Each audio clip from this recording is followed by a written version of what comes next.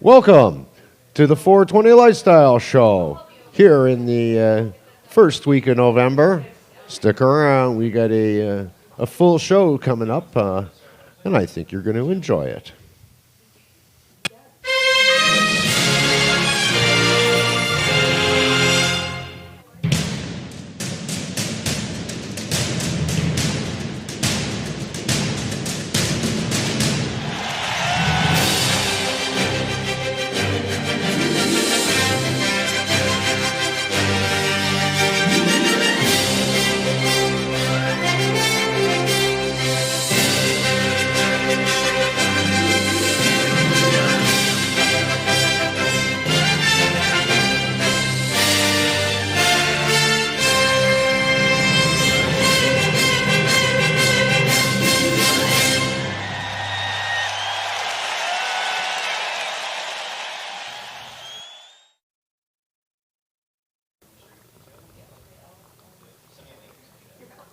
Yo, welcome back. This is the 420 Lifestyle Show. I'm Opus 420. Carly Marley is with me today on the bong. David Malmo Levine has just walked into the studio. Hey, how's it going, David? I'm high. How are you guys? We're high as well. Did you have, before we get into the show, did you have some great information or something to share with us? Well, I've got it. Come on and sit down come sit down. Look at this. This is breaking news here on the 420 Lifestyle Show. We have an impromptu guest, David Malmo Levine's coming up, and he's handed me. I'll have like a half in. He's handed Not me a this. full one. This just in. Literally, it's just been handed to me. The Nightmare is Nearly Over art auction on November the 12th, 2015. This Thursday, folks. That's this Thursday, brought to you by Stressed and Depressed. That's right. We're very inclusive. We think everyone's medical. If you're keeping stress and depression away from you, well, that's a form of medicine, isn't it? You're staying healthy. Absolutely, I agree. So healthy people can use marijuana as medicine too. All right. Okay. It's lagging. All right. Well, I'm sorry about the lag, folks. We're just having internet issues here today.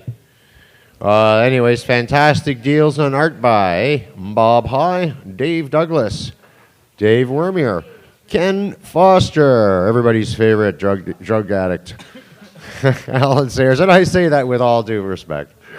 Dottie Locks, Megan Allard, Frank Martin, John Walkus Green, Hook and more. 8 p.m. to 11 p.m., 1153 East 41st Avenue in Vancouver, BC. That's the Stressed and Depressed Medical Dispensary. Well, yeah, it's a dispensary, and we're pretty inclusive as to who we allow to qualify. Pretty much anyone, and we put our money towards removing the rest of the stigma and removing the rest of the unreasonable regulations, so that every grower who wants to grow can grow, every dealer who wants to deal can deal, and every smoker who wants to smoke can smoke. Legally. And every baker who wants to bake can bake. Every smuggler who wants to smuggle can smuggle. We want to legitimize every victimless crime until none are left on the books. I want to know, and all the people that want to supplement weightlifting by lifting large bales of marijuana, they should be allowed to do so. I think you should be able to grow mountainsides of marijuana. If you want to sell it commercially, well, then pay a little bit of taxes, no more than the wine industry is saddled with. They seem to be doing okay. Well, we lost the wheat board, so I think we should come back with the weed board. The weed board sounds like you bring your weed to the weed board. We have expert people there who are grading it and sampling it. You get paid according to the quality and the grade of it, and then from there it goes out to the commercial market. Then you get a stamp of the 11 quality test and inspector 12 stamp of approval from the standards group. I'm sure that'd be the most attached to my hefty check. Well, that's going to be a very coveted job. I want to test all the marijuana in my geographical region. That being Vancouver and area. Well, there'd be many people. I think there'd be those would be, fairly positions of a lot of people would qualify. There's a lot of cannabis and be needed. Let's look at. Don't do that many steps though. I want my weed I don't know if I'd want to have to go through that many steps, though, you know? I like the idea. I like that in Vancouver, generally, because there's not that many steps between, you know, the grower and the dispensary. You get stuff that's so fresh. Sometimes you have to, like, it's, like, hard to bust up or, like, you know, it's because it's so nice. And I like when my medicine is fresh. I don't want it to have to go through days of being toyed with and tested and played with. Like, just give me my weed. Well, I think we're pretty imaginative. We'd think up ways of making it quick. I'm also just talking about the major guys, like the people who making millions and millions. They have an extra added. They got to be safe because they're looking after a whole bunch of people at once. If you're just buying from a small gardener, you know, your neighbor's got tomatoes and marijuana and peas and corn, and you buy a couple ounces off them. That's not going to be regulated by anyone, nor should it. It's small scale. That's farmers market stuff. But if you're selling tons and tons of hash and someone's worried about microbes or metals or contaminants, that's fair. For the large scale commercial market is what I'm talking about. People are bringing it in by the semi-truck load. Yeah. I'm not talking about guys. I'm not talking about guys like forklift guys. That's what. Yeah. The extra added burden on them because they can afford it commercial to be operations. super clean and super safe.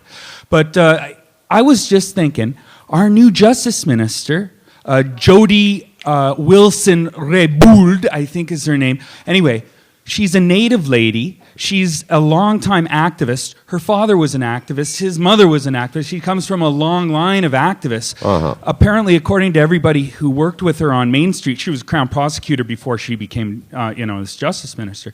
Everyone said she had a heart. I'm going to try to see the woman. I'm going to try to schedule a visit with our new Justice Minister and say, hey, psst, I got a great idea to help save the world. And it just involves treating pot like coffee beans because they're about as similar risk, similar cost to society.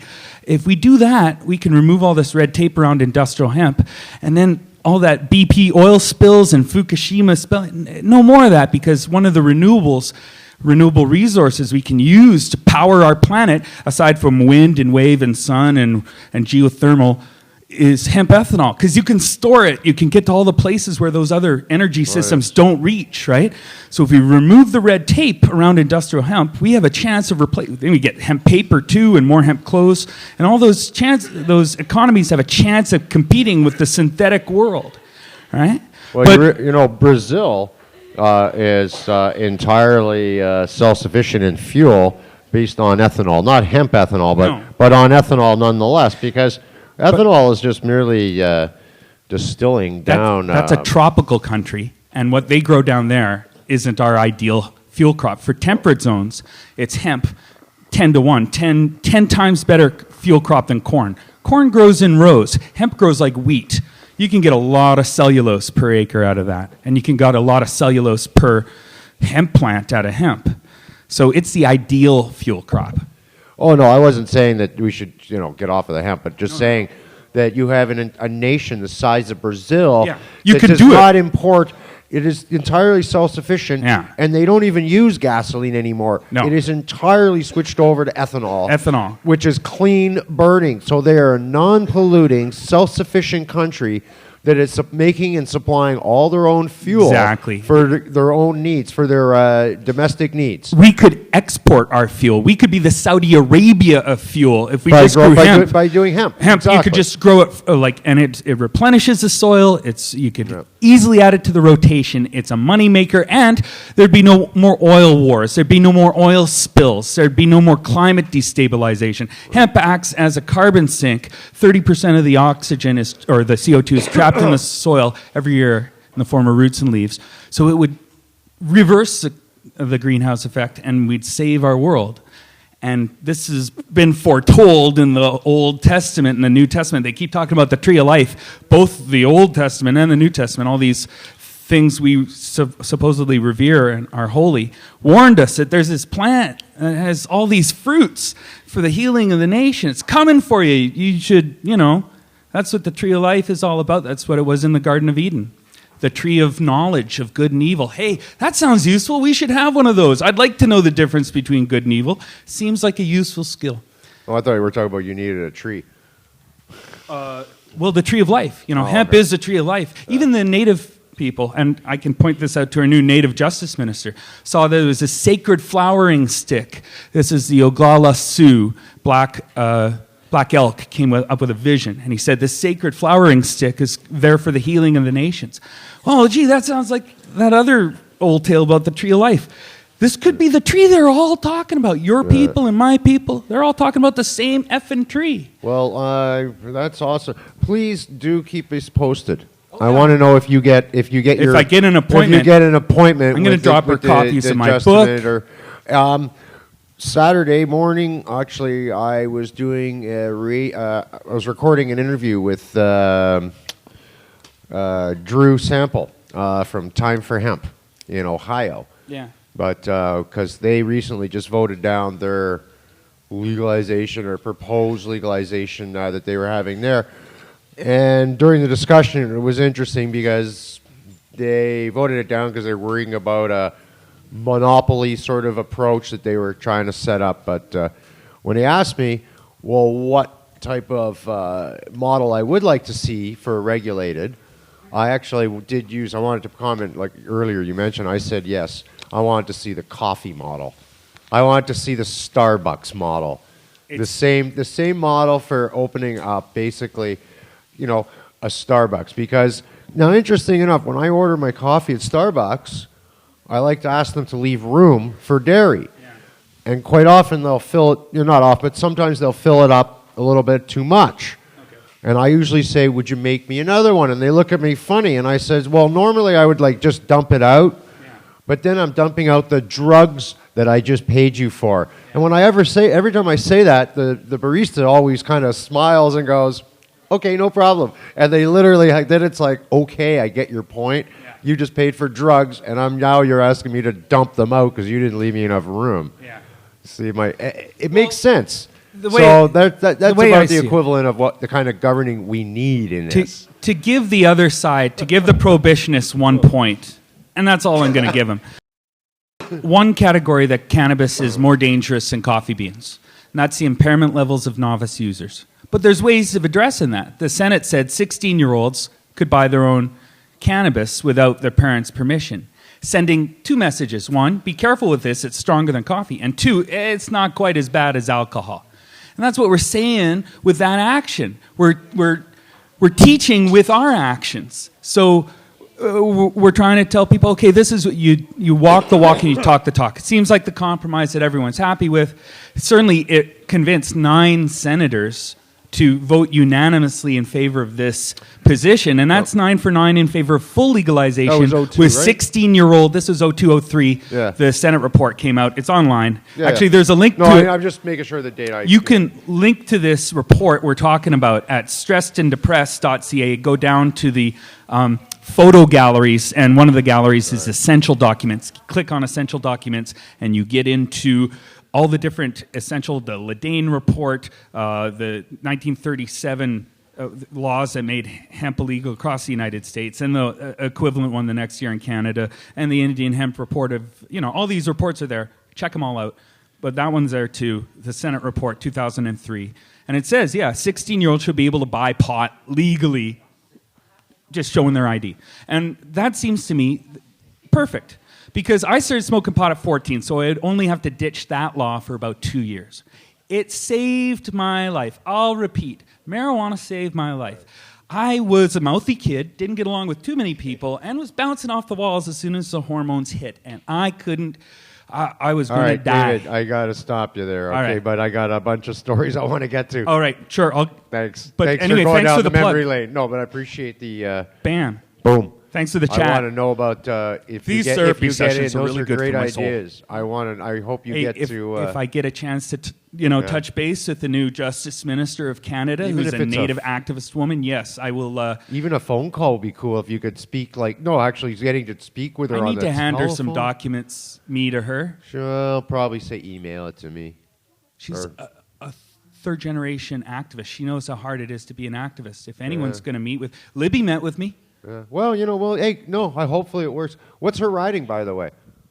Vancouver Central New Riding. It cuts her last constituency office was on Cambie Street, so I think that's the center of her. Okay, so okay, well, and then I think that you have a good chance. Yeah. All right, I like it. Later, David Mammal Levine. Thanks so much for coming on, and that's yeah, man, that's a great idea. Now that's activism. You know, calling up and making appointments with your MP, like, hey, man, we want to come and see you. I mean, when for the last 10 years, had to deal with, I used to have to deal with James Lunny in Nanaimo, Alberni.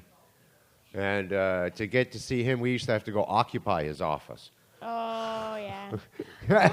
It's a big difference from actually phoning your member of parliament or even a minister now with portfolio. And they're like, oh, sure, take your call, go drop in, see me, have a meeting. This is wonderful. Yep. Canada is back. It's a different place now. Much better. Yeah, although, you know, there's still a lot of work to be done. There's no question. Pot's not legal yet. And like I've been saying on this show for a long time, that when it is legal, we're not going to... having issues with my... Sorry, the internet's icky here today. I was saying, when pot is legal, we're not going to like the regulations. I mean, even now, it's not legal, and we're over-regulated, and it's still illegal. So you imagine when they legalize, if this is the way they're going, it's not going to be... I mean, I've heard things like nobody under 24. I've been hearing different things, but under 24, no weed for people under 24. Whoa, Al the Alchemist just dropped some gnarly looking buds. What? That's pretty short. What? 24. 24. Yeah, nobody under 24 inches. I wouldn't be able to smoke it. Yeah. Nobody under the age of 24. 24 years. Yeah. Not 24 inches tall. No. Not 2 feet tall. Oh, no. It was not. That's a restriction on dogs in the condo. Well, it smells super sativa. But, no, I mean, you know, when you, right away, though, just the concept of, we're going to have legalization, but nobody under 24 is going to be allowed to possess it. Well, right now, nobody at all is supposed to possess it, and yet all kinds of kids under 24 have it. Well, yeah. So, I mean, to turn around and say we're going to legalize and throw something like that in is saying, so we're still going to go back to the courts, we're still going to have failure, this is just a bloody stroke job, and no actual doing anything important at all, like no real good work. That's not legalization. No. Legalization is like what David was referring to, that anybody who wants to can grow some plants in the backyard. Yeah. Which now the what we need. the value of the weed now isn't, you know, what it is anymore. So it's, you know, a couple dollars a gram, if that. Holy shit. Jeremiah Vandermeer is in the building. The troll is in. No, I mean, Jeremiah Vandermeer is in. All right, sorry, I just... Hey, it's a leprechaun. Okay? The leprechaun, that's the troll. Right, okay, you got to be under a bridge to be a troll. He lives in a pot under the rainbow. I heard Buzz is being a troll today in the chat. Is he? I don't know. I haven't seen that action. But, so we're, look, it's 4:19. Ooh, yeah. I suppose I should prepare. By the way, we got some lovely dab here today, and I'd like to say is give a shout out to Shatterbeard Extracts for supplying us with this. Sure, there it is.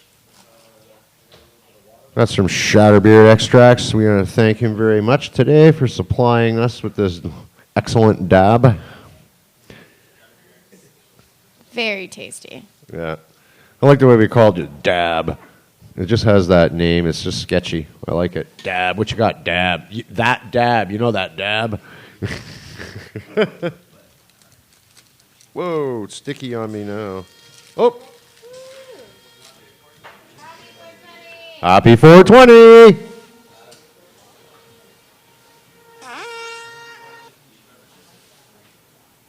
Happy 420. Can you pass me my,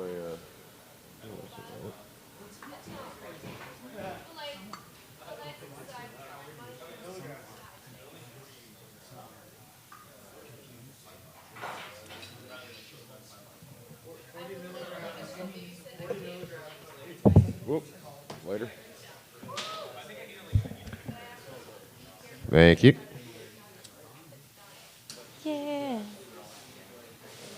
Should do dabs after. My hands are all sticky from that bud.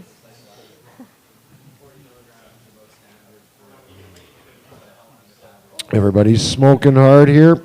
Sorry for the little break in the show.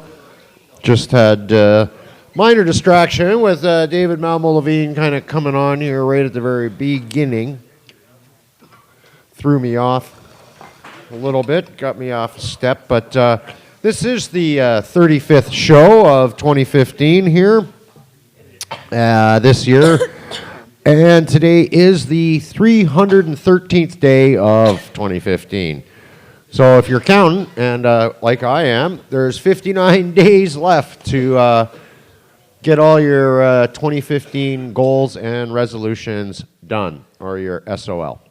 You'll have to start over if you're that kind of person who does those things, like making resolutions.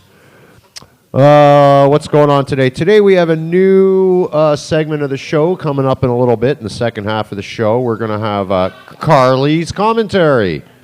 I'm so excited. You're I'm excited I'm too. I can't wait to hear. My own segment. Excellent. Anything you hear about Donald Trump, I'd like to make an announcement, is merely just sleight of hair. That's all it is, sleight of hair. Don't pay any attention. It's meant to distract and confuse. And basically, yeah, it's just to bait you. All right. What else? The countdown calendar is back. We'll have that up. We've got dabs, as I've mentioned. We are dabbing from Shatterbeard Extracts. Yes, they've kicked down to us. Thank you very much. Yeah. And and I guess you guys noticed we have a new promo, a new show opener promo that we played. Yeah. Yeah, it's a little different, I know. Thought I'd get Megan in there, Stoner Advisory, because she's now part of the show, so you got your little spot in there. So learn that shit, get that down. No, I'm just fucking, I'm bugging it. Megan's awesome. Yes, no, she is. And a new sponsor. Yes, that's right. The show is now being sponsored by Buddingham Palace. Yes, sir. Those guys are awesome down there at Buddingham Palace. Check them out online. And we will actually be giving away a Fuck Harper t-shirt from Buddingham Palace later on in the show today. So stay tuned for that. And might as well, this is a story I wanted to get into right off the top because we've talked about this before. I'm sure you've heard me many times mention it as the lamestream media. That unfortunately, too many people in this country, they get their news from one of the big print media publications in this country, the dailies. And the fact is, those are all owned by the same people. You're dealing with a corporation and what they are actually trying to tell you. Anyways, the story came out talking about the Canadian newspaper industry that is dying the slow death. Now, you probably hear that often, and people will blame the internet, but that's not quite true. You've heard the sad refrain, we can't compete with online outlets, and that they're simply recycling news content that they've spent time and money to create. So there's some truth to that, but that's half of it. The New York Times recently announced that they had its 1 millionth digital customer. So that's a paying customer. 1/1,000,000th. And it appears to have turned the corner on electronic profitability. Other American and British dailies have also successfully adapted to the modern online news world. But unfortunately, it's the Canadian newspaper industry is still sucking it bad, and they're actually losing a ton of money. Well, this is part of the reason right here, and it goes on. What the hell here? Okay, well, it wasn't that long ago, there was a number of chains of Canadian daily newspapers that competed with one another in many of the big city markets, which basically made for some good reporting and in-depth journalism. But in around late August 1980, Thomson Corporation closed the Ottawa paper, the Ottawa Journal. At the same time, Southam Incorporated closed the Winnipeg paper, the Winnipeg Tribune, and they gave the remaining papers the Southam-owned Ottawa Citizen, Thompson-owned Winnipeg Free Press. There was a royal commission launched by the federal government the following year about collusion between the two chains, the Kent Commission. The concentration of media ownership and the declining quality of journalism due to the overemphasis on profitability and the bottom line. Sadly, little came of the recommendations except a belated acknowledgement years later by many that the commission was right.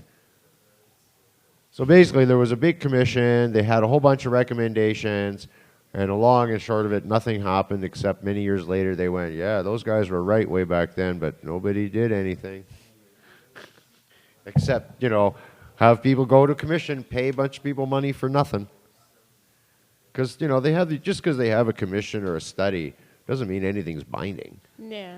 They make a recommendation to the government, and the government sits on those until they, something, I don't know. They just don't do anything. Well, that's been the case normally. So basically, things have gotten worse since then. Ownership is now concentrated in a few corporate hands. And even more sadder still is the fact that the current concentration of ownership has just about destroyed independent print journalism. You only have to look at editorial stances taken by, for instance, just recently, the Globe and Mail. That, what was it they said? They had this most craziest thing that they asked to do. Well, they endorsed the conservative government, but saying, and then, of course, that hope they would get in, and then, of course, Harper should quit. Like, where did they pull that out of? Like, that would actually happen just because a newspaper said so. Doesn't work that way. Makes no sense. And this is all coming from the corporate above. Yeah, they were calling it embarrassing Alice in Wonderland logic, calling for the re-election of conservatives, followed immediately by the resignation of Stephen Harper. That was the Globe and Mail's editorial right before the election, 3 days before the election. That's what they came out and were saying that everybody should vote conservative in their opinion, and then Stephen Harper should step down. And everybody laughed at them. That makes no sense. Yeah.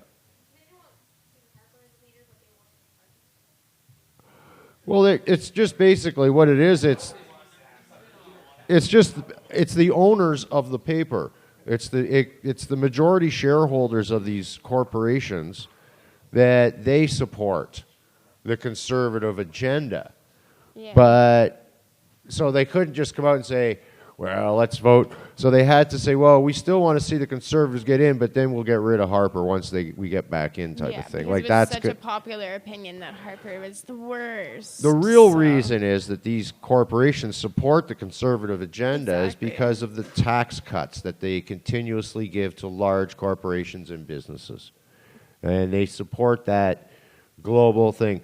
Whereas this new Liberal government appears to be taking a different stance. They're going to go after, the dirty energy. And another story that I've been following is, and this is something that we all got to talk to, like, all these large corporations, these oil corporations. Are they actually oil corporations, or are they energy corporations? Because just because they're getting maybe the oil patch hammered doesn't mean that they don't have the money and the expertise and everything else to invest in other areas of energy, clean energy. Yeah.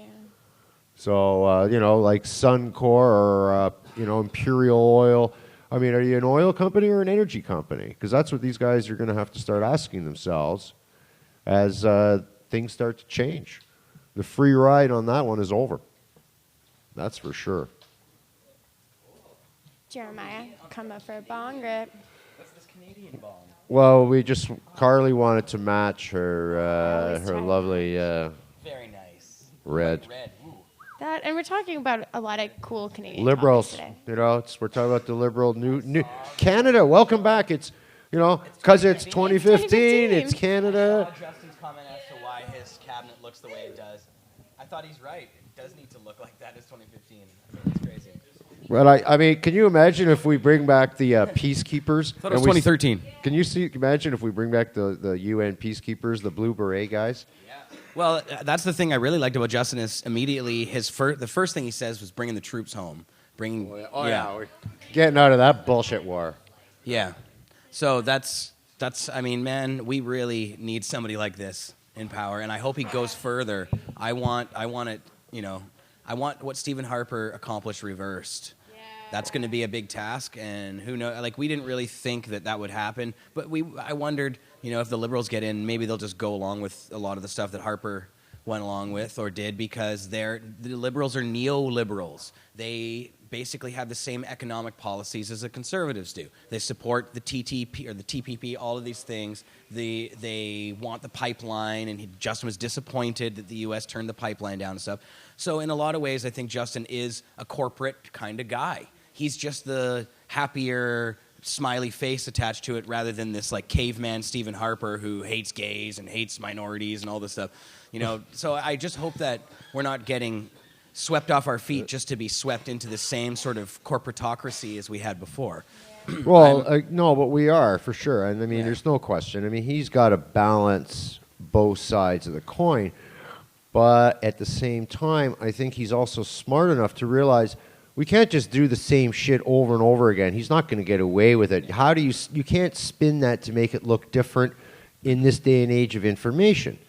So I hope he does. He all has the things. to, and I mean, like, again, this is what I was just talking about. So he's going after like the oil, which is good. A lot of people are referring to it already. We don't need the dirty oil. We don't need to keep doing this. That he ended subsidies and I think, for that. So now these companies need. Are you an energy company or an oil company? Because if you're an oil company, you're finished. Right. Your stock people are going to run away. So the companies are going to have to present to the shareholders.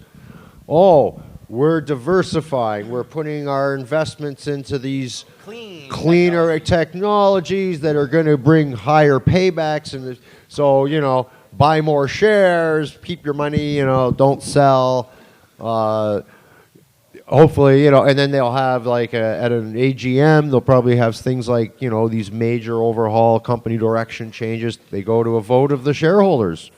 That's how it kind of works in big corporation businesses. But governments can drive those changes as well by, like I said, he's like, oh, well, we'll get taxed heavily if we're going to continue in our oil shares. So we got to take some of that money out of there so we don't get taxed so heavily. Oh, that makes good sense. Yeah. So that's just the whole business nonsense. I think there's a word that we don't really hear a lot in our society. Pardon me, my nose is running. And that's that word I just said, neoliberalism. Look that word up, neoliberalism. It's not just about liberals. It's not about, doing things differently than the conservatives or something. Neoliberalism is an economic policy attached to a type of political philosophy. And it's kind of what the American democratic movement has been about. Like the Bill Clintons and these types that since the 80s have really moved in a corporate direction where it's a form of light fascism, in my opinion. It's the same type of shit that the conservatives want. It's linking our governments up completely with corporations and, becoming part of these international trade deals that really, what they're supposed to do is it's supposed to be free trade and making things more fair. But really what it does is it just promotes oligopolies or monopolies of certain corporations who are able to do this because they have positions of power and they're already in a position to just jump on these things like vultures. So a lot of these free trade agreements are the opposite of that. They just are manipulations that make it possible for corporations to do more, and for us, the people who actually make society run, all the taxpayers and everything, kind of get screwed on these things. And it makes it harder for us to have some of the liberties that we had before, or go to court and fight for those. Like, we're basically, these international trade agreements are handing over our autonomy to corporations rather than us making decisions with our elected officials. It just goes to an international court where they make these decisions. So I'm not really for a lot of these trade agreements, or I think we need to look more closely at what's in them and who benefits from them, because I don't think it's people like me and you. Anyways, No. There's my rant. No, and it's not. No, these large trade agreements aren't done for the people; they're done for the corporations. And They take away our but rights. like I was saying, though, couple things that I'm hopeful about seeing this in this government, though, is that Trudeau seems to already have said that he wants to reinvest in Canada by, infrastructure, which is jobs. I like there's a lot of that. There are small things that do, if he puts the whole country to work doing that, by taking us out of the oil industry, by promoting cleaner, there's a lot of spin-off on these that we're not seeing now in what you were talking about, because it is now he's breaking it down. Yeah. Those things break it down. He reinvests in the country by investing in the people, by investing in the infrastructure. That's a complete 180 degrees away from the corporate model. Right, and who knows what he's going to do now. And I mean, raising taxes. He's talking about raising taxes for the corporate, the corporate sector. Remember, he's a That's young guy. unheard of, but any of our leaders haven't done that in quite some time, since we've heard of a prime minister saying we're going to raise corporate taxes. You don't hear that too often. Yeah. By any leader ever saying, corporate taxes are going up. No, that's old school. Yeah, exactly. Well, I mean, and he said it. Come on. Yeah. So, here I think it's like, but whoa, I mean, again, here we go. Just because you say that doesn't necessarily mean that that's the reality of the situation. And, they talk a lot of lip service. And it sounds good when a guy like that comes out and says, we got to crack down on these corporations. Talk about but by closing the time loopholes. it gets through the lawyers and it gets through all the, it ends up not really being, so they get taxed 1.01% instead of 0%. Well, the whole point was, I believe, though, he's come out and said that the amount is going to end up being that significant. Right. To be so small, it's not worth fighting. This is right. So well, I'll believe it when I see some of the stuff. And overall, when you add the whole thing up, it's enough money to do this. So anyone opposing that with lawyers and stuff is going to look bad in the eye of the public, because he's doing it in a smart way. Right. That's and what I'm impressed getting by at. the things that he's done and what he's been saying. I am impressed by that. I just hope that he continues this and actually follows through with what he's saying. And I'm not trying to say he's not going to. No. I think he probably will. You're being pessimistic. Yeah, no, I'm not being pessimistic. I know of the are. liberals. No. I'm being realistic, because the liberals in the past are neoliberals. They're not. It's not like they're. The NDP, I know. NDP are more progressive in certain ways about their economic policies and about the things. But even they have leaned towards the center or the middle. And Tom Mulcair is a lot more centrist than angry Tom. Angry, happy Tom. Hey, dancing Tom. You don't have to say, Jer, how many shows have I been up there talking about, I've seen it all before, I don't trust the liberals. I mean, I know. For the last couple of years, I would say, we got to vote liberal, but I don't trust them. I am a liberal for a member. minute. I'm on the riding association of Vancouver East. I'm on the... I never joined. I'm not a member. Yeah, I never joined. I'm not saying we can't make the money. Liberal Party whatever we want, because I am a liberal. liberal. So yes, I'm criticizing myself if I say this. But what I'm saying is, in the past, the leadership of the Liberal Party has leaned towards that, those type of economic policies, and they're even supportive of the pipeline. I don't like these pipelines. No. Why do we have to support these pipelines that are going to burst open, pollute our land? Everybody fucking hates them. It's like such a controversial issue. Why would anybody support it? It's ridiculous. Even if there's the chance that it's going to hurt us, we don't do it. Like, why would we invest in technologies that are going to hurt our earth? Why are you building pipelines if we're moving away from oil? Yeah.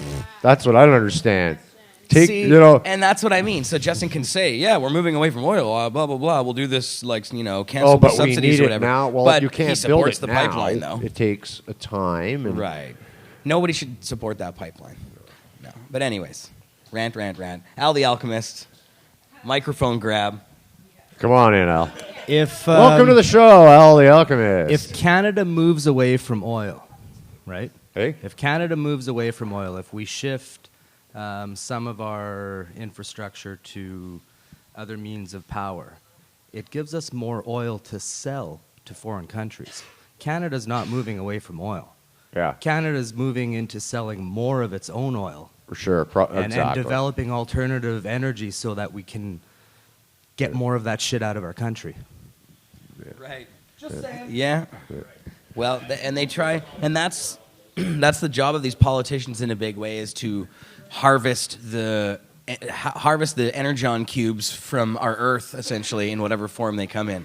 They are to extract things of worth from our land and then make that into money as part of the economy. When we really think about it that way, all the money that this country makes from the earth, all the money that we suck out of this earth, we should all be getting a paycheck every month in the mail as part, really, with the amount of money that this earth gives as Canadians. Isn't that ours?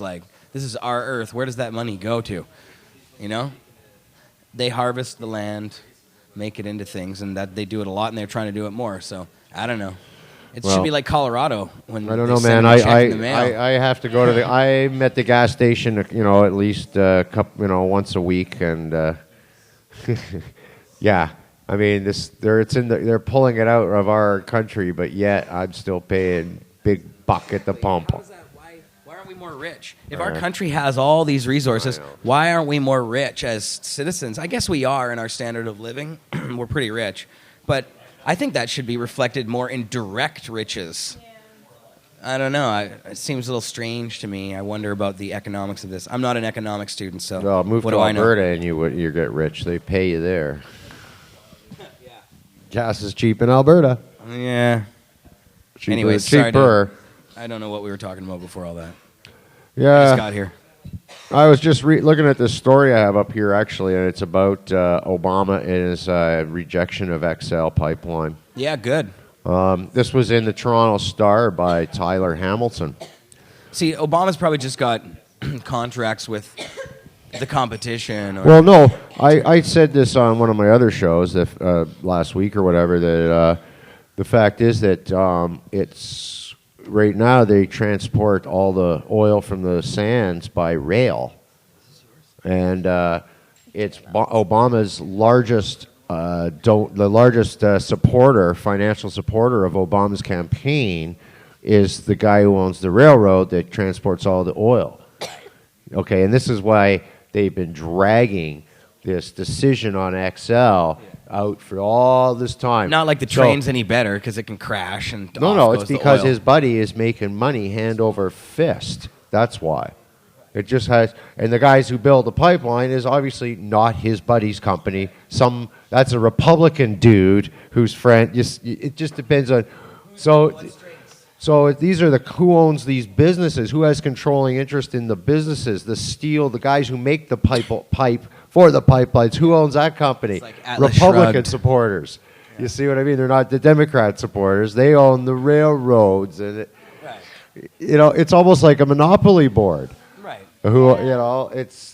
And that's how the game is, going to be played. So. You watch, if there was a Republican in there, Trump was in there, that pipeline is going in ASAP. But it might stop at the border. Trudeau says no. I said, and now this right here. Do you really think that Americans will vote for President Trump? Al thinks yes. You guys think? You think yes? I don't know. I think it's one of those things. It's come on now. We have to refer to him as who he is. He's sleight of hair. Sleight of hair.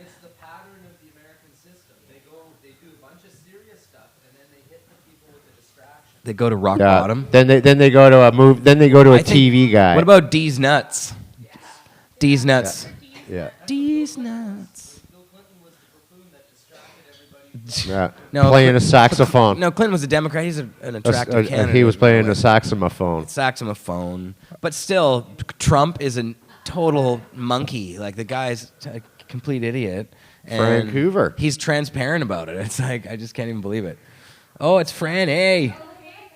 But if people actually go, see, it's like the Rob Ford thing. I don't think Americans will do it, though. They'll get into the voting booth and they'll be like, they'll want to go vote for Trump. And they'll be like, no. And they'll vote for Hillary or like whoever else.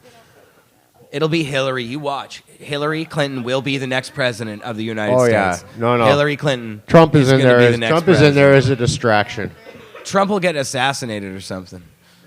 Because Trump actually, I'm not saying, I think Trump might be the best president ever if he actually, because he might get in there and be like, oh, come on. Turn into a good person. Like, he might actually, though. Because he's just crazy enough to do that. Because these other guys are owned. These other politicians, they owe their lives to other people, and they they have compromising photos of them or whatever. Trump is in charge of shit. Trump doesn't give a fuck. He doesn't care. You don't think... He's crazy. Wait a second. He's hold crazy. on. He'll get in there and wait a second. Whoa.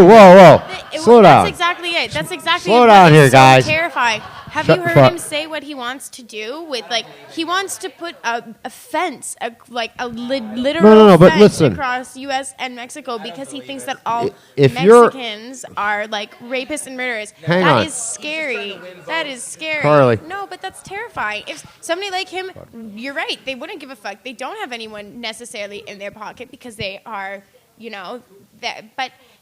I mean, that's terrifying. Hang on a second, He could be a Hitler or he could be benevolent. You're telling me that as America goes into the voting booth, they're going to look at their ballot choice and they're going to have that thing in their hand and they're going to go, and you don't think how many people aren't going to be able to resist going, "You're fired." They're going to yard on that reaver and they're going to go, "You're fired." Just like that. They might. I think that's a lot of Americans will do that. Did you see the SNL this week or whatever? Oh, yeah. Did you not see the crowd sat in, like, awkward silence when he was on there? He bombed. Oh, I didn't see it. All the write-ups are saying, no, he's getting terrible reviews. Oh, really? Yes. Good. They're saying he should have stayed home, get the fuck out. No, and I didn't watch it, but apparently, like the crowd, like he did his thing, and everybody was like sat there in awkward silence. It was like the other thing is too. It was not like a big laugh like usual. Ah ha ha! Good show, good skit. No, people were like, "What's that guy doing?" Yeah, exactly. Yeah, people were protesting. Exactly. Apparently, it didn't go over very well. But because SNL received a lot of criticism for bringing Trump on, and people had to say why they were criticizing, it brought to light how ridiculous he is and how ridiculous it is to even be considering someone who's fucking racist to be in a position of power. Like, it's insane. So if the show is being criticized for even bringing him on as a guest, like what would ever make somebody think that he would be a good person? Donald likes to a lot litigate, of Americans are racist. so we got to be careful. They You fucking racist piece of shit, racist. Donald Trump. That was good conversation. Some guy way in the back there laughed at that one. He just cracked when I said that. Eh? But yeah, there was an article. They were talking in the article about Trump. I was reading about him, how the guy who recently did the book on him, he was saying that how people were saying, "Oh, you better be careful because Trump likes to actually go after people and hurt them. He's got some horrible pit bull lawyers, and oh no, he's all about litigation, eh? Yeah, he's a thug and a bum. You sucking dick, punk. He's a punk." Fucking guys, Trump and his distraction hair. Distraction hair. Bah. What is it? It's like we got rid of one guy with Lego hair. What now? We got I don't know. Now we've got like mop head. That's so funny. Oh God. His hair is alive. No, it's not. It's bought at a store and then put on his head. It was never alive at any point. It's snake's hair. Ew. It's actually the hair from the back of his neck combed all the way down. Al the Alchemist said that's the hair from the back of his neck just brought up. Ew. Oh, man. It was so gross. I thought he just picked up all the hair like off the floor and glued it on his head or something from like the barbershop floor. Yes, I did. That was funny. Chris Bennett.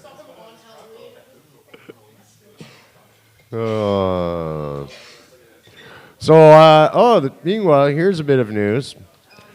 The capital of British Columbia. That's right. The city of Victoria is planning to write Prime Minister Justin Trudeau for clarification on the federal government's plan for legalization and regulation of marijuana. That's right. The city will continue to develop its own regulations governing marijuana shops. I spell it S-H-O-P-S, but I think they should start spelling it with like 2 P's and an E. You know, like in Archie, the soda shop. Pot shop. I like it. I think that'd be cool. Yeah, the pot shop. That's cool. Yeah. I like it. Very quaint. I like calling it the weed store. The weed store. The weed store. That's it. Hey, David, I think we should start referring to marijuana shops, but we should spell it like S-H-O-P-P-E, like yeah, like, you know, Archie Comics, like, you know, Pop Soda Shop. Yeah. Yeah, we're all in agreement. Everybody here agrees. The whole place. Okay. All right, there you go. It's That's the done. new It's official. quaint spelling for pot marijuana shops. Shop. If you see any different in public print and or call up and make sure you correct them. I think our new desired model should be the coffee bean model, because coffee bean sounds about the least menacing drug we got. Coffee bean. All right. So pot shops with the coffee bean model. Tomatoes, still drugs. Still drugs. Awesome. Drugs in their whole form. Yes, not ground up. Whole form drugs. Can I have some of those drugs? Can I have a dab? You can dab. Sure, there's the dab there. And here, I'll pass you the rig and help yourself. Here's the implement of destruction. Here's the fire. Here's this. Go nuts.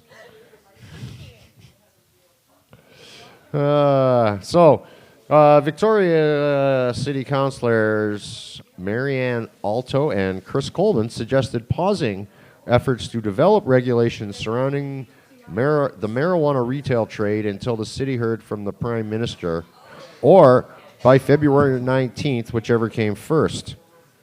Some councillors, including Jeremy Loveday, worried that might create a gold rush effect with the new retailers rushing to get established before any new regulations were imposed. Faced with an explosion in marijuana-related businesses, Victoria Council in May directed staff to develop new regulations for the shops, patterning their approach after Vancouver. Here we have in Vancouver, we've got a 2-tier licensing system that allows compassion clubs to pay a fee of $1,000, while for-profit pot shops must pay $30,000. To qualify as a compassion club, the organization must be a registered nonprofit, serve members, and provide a minimum level of other health services such as massage therapy or acupuncture, as well as be a member of the Canadian Association of the Medical Cannabis Dispensaries, which is otherwise known as CAMCD. Vancouver's rules also require dispensaries to be located at least 300 meters from schools, community centers, and one another. So, however, well, you've probably heard us talk about this on other shows. We kind of wonder why and where they come up with these numbers. Seems kind of just arbitrary. They come up with that 300-meter business. I don't understand how that helps anything. It's almost like the regulation that they're proposing, or we've heard people talk of proposing, the 24 age bracket up to for legal recreational. So ridiculous. I mean, I know why they're doing that 24 thing. It's just because they're trying to address the concerns about developing adolescent mind, and not retard. Worse than alcohol, though, and like they're not. No, they're trying to say that pot retards the developing teenage brain, and they want people to wait till their brains have stopped developing before they start smoking. That's the message. That's what they're saying. Ridiculous. That is the message.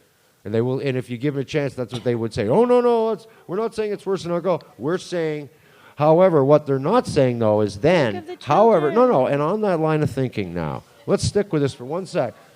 I suggest that doesn't alcohol do the same thing to the developing brain? yes, and caffeine. So let's talk And about caffeine. raising the drinking age to 24.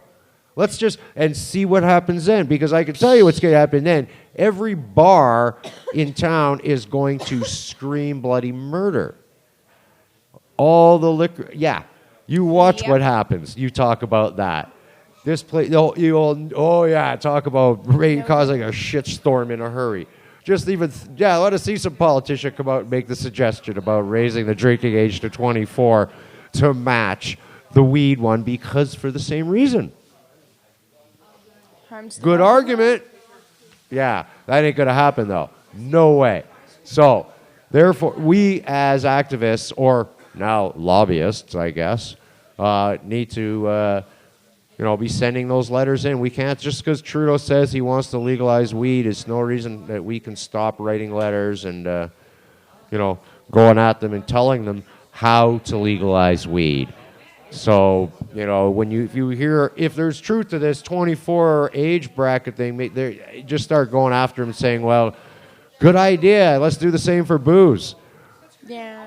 Yeah, well, it makes about as much sense, because you think alcohol is 19, as Megan's saying, 18 but trust me, I know in Quebec. 16-year-olds are drinking it, no problem.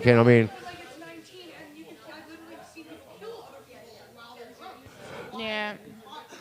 But it doesn't matter if it's 19 or 9. Prohibiting as something from a certain age group doesn't stop people from getting a hold of it, is what I'm getting at. That's the whole thing. Okay, so if you're going to have regulations, that at least make them realistic, I really like this but one, and 16. put the efforts into and we'll have education. I really like the sounds of 16. Yeah, 16. Well, I don't think there should Or really even 18. just even make if it the is an same as age- voting age. I'd Yeah. say if you're old enough to vote, you're old enough to drink, and you should be old enough to make, put it that way. If you're old enough to make a decision on who's going to run the country, I believe you should be allowed to defend your country, go fight for it if you want. You should be allowed to drink. You should be allowed to smoke marijuana, I think drive a car. I think that all David those has a things. really fair point, though, in saying that marijuana is a really, really helpful thing for youth, because, I know personally, it really helped me when I was going through, everyone goes through a tough time when they're in their teenage years. Everyone hates high school. Everyone hates that, weird transitional phase. And marijuana is probably, the best tool to help you cope with that, because it's not destructive, It's calming, it's relaxing, it makes you, hungry and sleepy and relaxed, and that's exactly what you need to be when you're in those developing stages. So I think that teenagers should have access to marijuana. I was drinking a lot before I started smoking weed, and when I started smoking weed instead of drinking, my life got significantly better.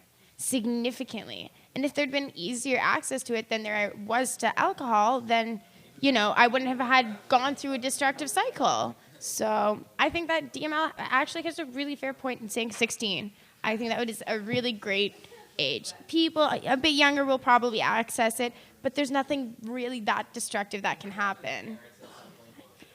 Well, again, this is funny. Jeremiah just said, isn't it up to the parents?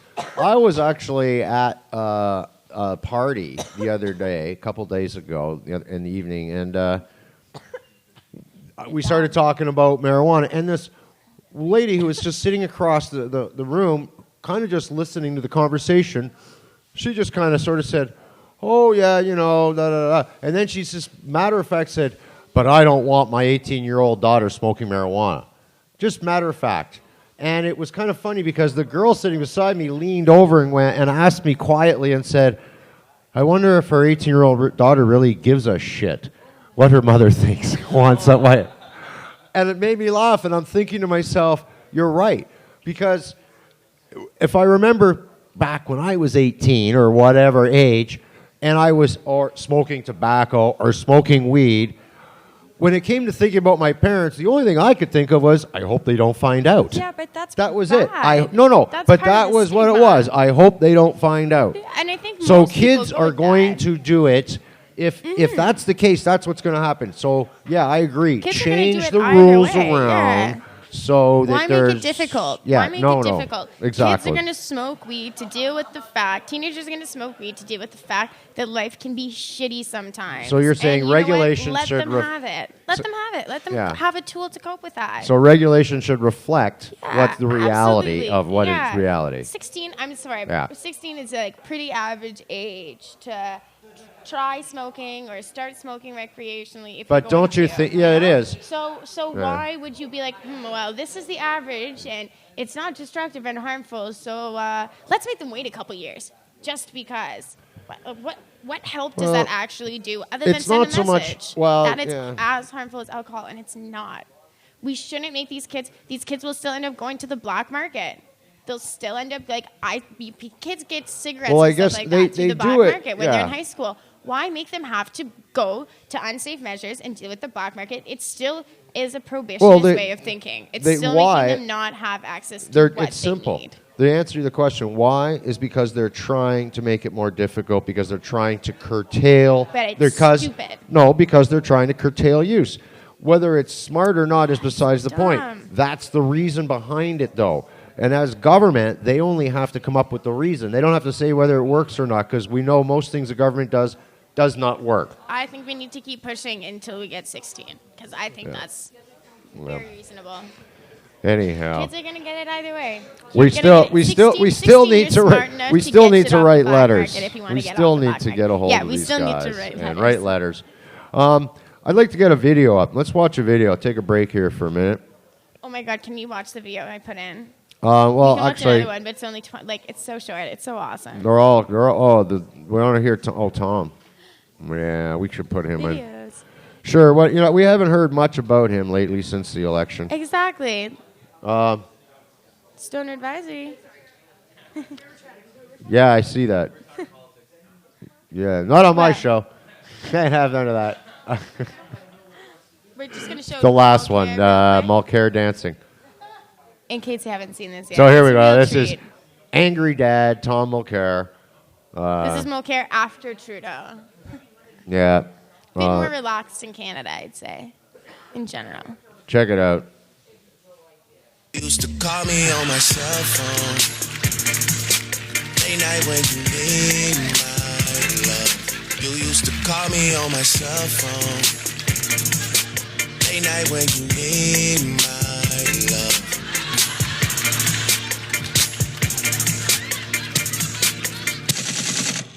Thanks for watching. If you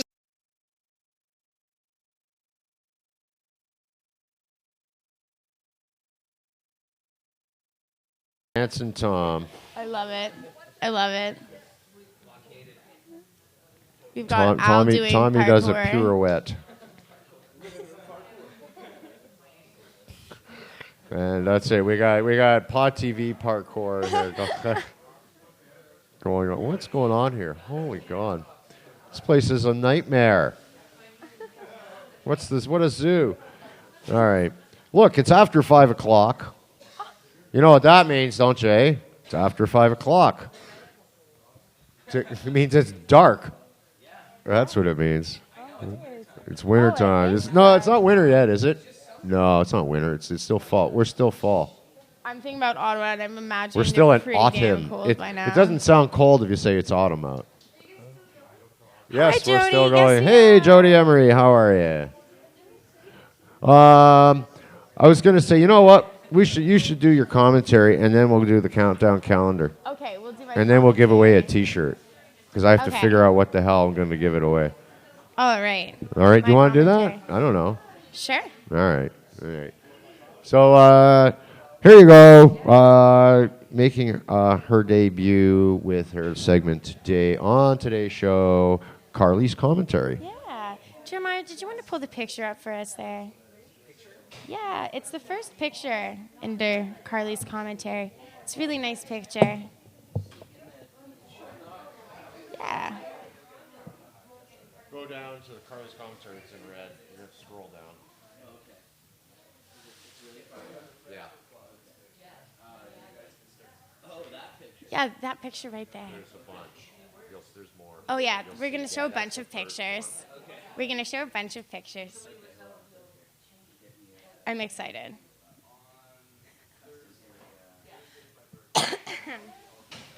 So,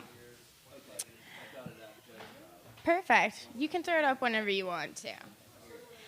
All right, so I'm going to just talk about how everyone's freaking out about how absolutely gorgeous Trudeau is.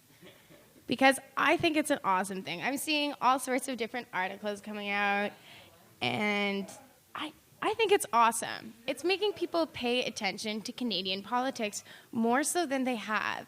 We went from having this, like, grumpy, ugly, old, mean tyrant bossing the country around that everyone was writing articles being like, what the hell is going on in Canada, to, you know, this guy, where here, can you play this video? Which video? There's a video in the document underneath that pretty picture. Okay, should I scroll down? Yeah. Yeah, we got a video we're going to show here of Trudeau. All right, that's okay. Is it on the mirror? Is that where the video is? I guess so. No, the mirror, I think. There's more. I see more photos. Oh, it's the mirror one. Okay. Yeah, so we got a video here. Just I'd say it's a little bit different than, you know, the kinds of things that we were seeing from Harper. Just a bit of an improvement. Because, I don't know. To me, I really like it. It's shining a new light on things. It's fun. It's entertaining. And, like, when I was paying attention to, you know, the election, I wasn't paying attention to how attractive he was. I was paying attention to the things he had to say. And then afterwards, everyone started freaking out. Everyone started freaking out about how attractive he was. And then it was like, well, yeah. And then people started... Yeah, and now people are talking about his policies, and they're going, wow, he's really hot, but, like, listen to the stuff he's doing, too, and that's really awesome. Do you have the video here? I do have it. Oh, man.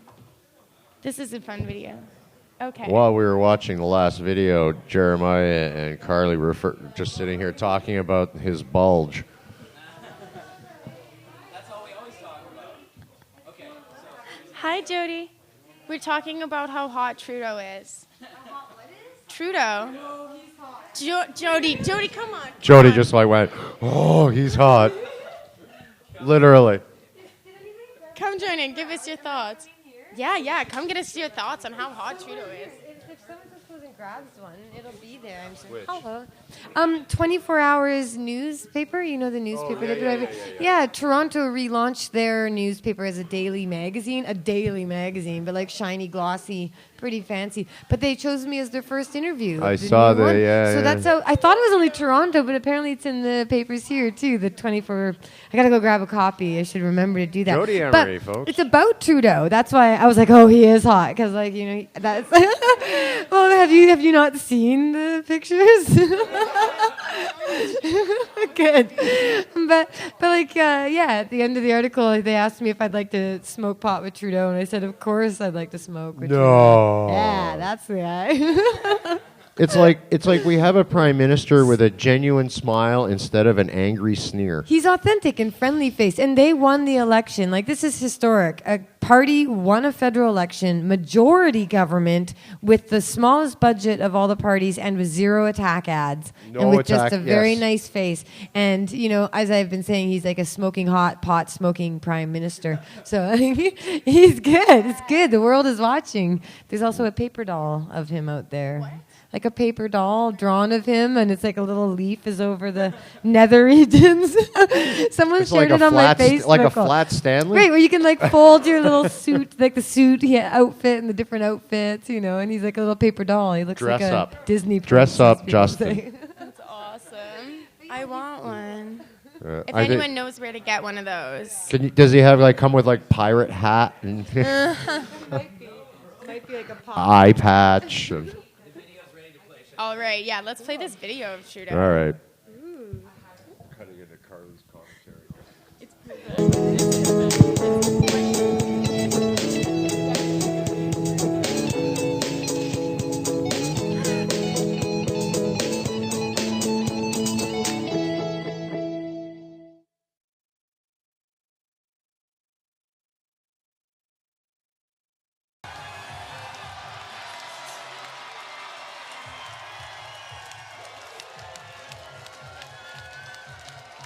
I promise you tonight that I will lead that government. I will make that vision a reality. I will be that Prime Minister. Seamus O'Regan. 3 seconds, guys. Yay. First to the boys.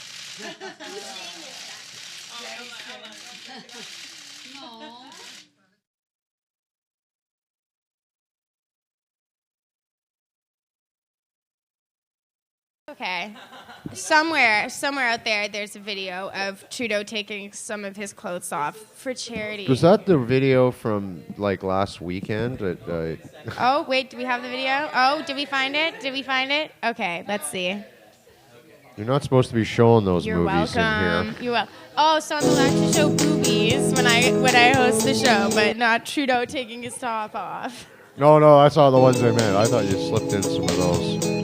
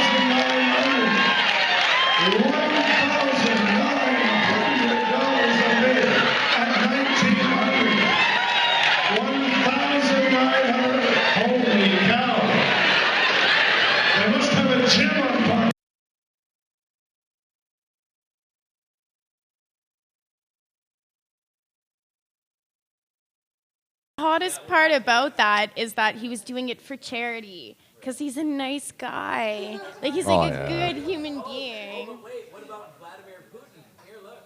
What's this? Oh, wait. No, I don't want to watch that. All right. We don't need This this. is not part of Carly's commentary. Carly's commentary has fallen apart. Oh, he's not a... Well, yeah. So, you should we get have to some the... of the reactions, though, of The- people on Twitter and stuff the after... hashtag. Yes, that was the last one there. We have the reaction of some people here on Twitter after Trudeau was in power. This first one's pretty good, this first picture, if you want to pull that up there. Yeah, I have them all put up. They were all in order. Yeah. This is a great picture. Great comments. This is one that's going around. We have another one here. Shove that smug look right between my legs. Daddy Trudeau. Which is apparently a hashtag that's going around now on Twitter. Hashtag Daddy Trudeau. It's a thing. This is our Prime Minister now. I'm okay with it. I'm okay.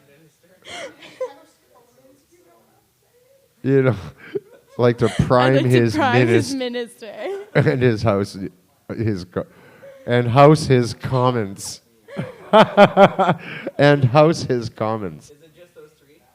Yeah. Oh, I figured that would God. be. Well, we do have one last visual.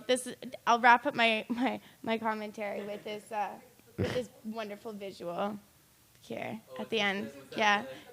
No, it's the last one. A GIF. The GIF. Megan knows. Megan knows. It's the best thing ever, and I'm gonna pack a bowl. Yeah, pack a bowl. Go nuts.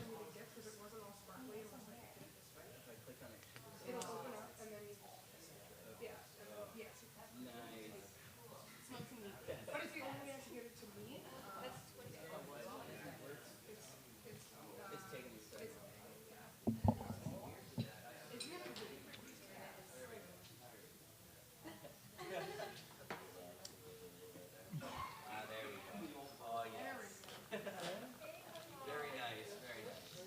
There's even pot leaves and hearts, little hearts. So that's just like the best thing that's ever been put on the internet ever. Ever. Right. He is. He's definitely smoking a blunt. By the way, speaking of those wonderful gifts and such, I was looking up. I was showing somebody the Pot TV site the other day, and we came up and I showed them. Oh, and here's a bunch of back shows and stuff.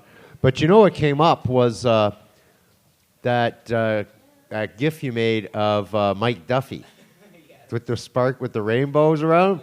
And as soon as that came up, the person literally burst out laughing and literally pointed to all the things on the screen and pointed to that one image of Duffy with that and was literally hysterical.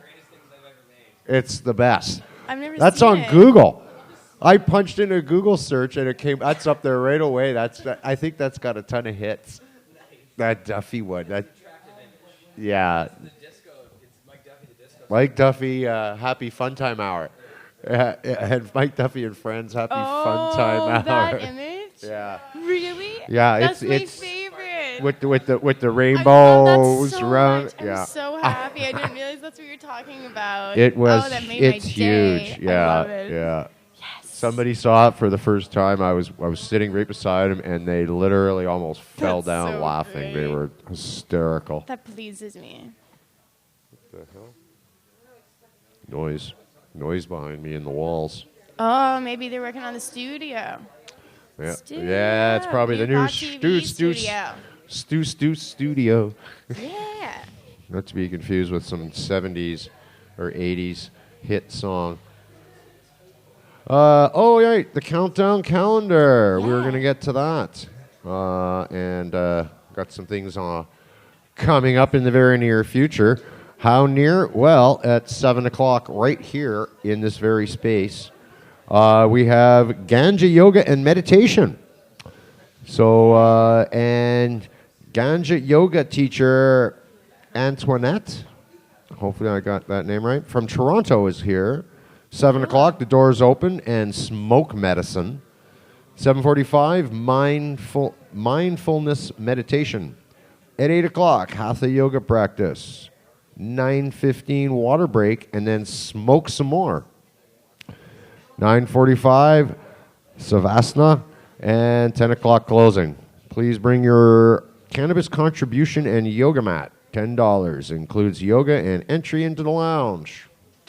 Yeehaw. Nice. November 11th is Remembrance Day. That's Wednesday, coming right up, day after tomorrow.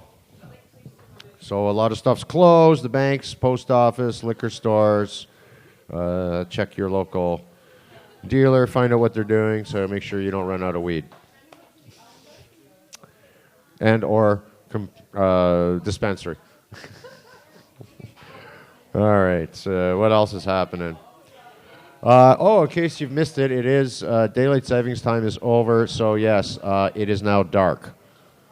That happens until like sometime next year. What's so funny? Huh? It's just, I don't make this shit up. I know. You're silly. Yeah. I just make it up. I don't make this shit up. I just make it up. Oh, really? November 16th is a fundraiser for the Saskatoon or Saskatchewan. Is it Saskatoon or Saskatchewan? I don't know. For the Sask Compassion Club. There's a fundraiser on November the 16th. They got busted a couple weeks back, raided. All their medicine and shit was stolen by the police. So they're having a fundraiser at 6:30 Central Standard Time at the Sutherland Bar, 810 Central Avenue, Saskatoon. It's steak night. Tickets are $20. So for more info, check it out on info. For more info. Can't even do countdown calendar. Oh God. We don't get. All right. I'm doing that for the lag. That's why. More info on Skunk on Facebook and ticks at Skunk Funk. All right. God. This weed made me really giggly. That's what it is. It's Al's fault. It's the weed. It is. It's good weed. It's got me all grinning. Yeah. What's going on? Definitely a mood boosting sativa, I'd say. November 21st, that's Saturday, Noir Fetish Ball, Fallout Sci-Fi Theme Party at Club 8x6. That's at 1775 Harrow, 9 p.m. See Facebook for more info. I have to say that now. It's just... it's info. Info. It's going to be my new thing. Information. Very informative.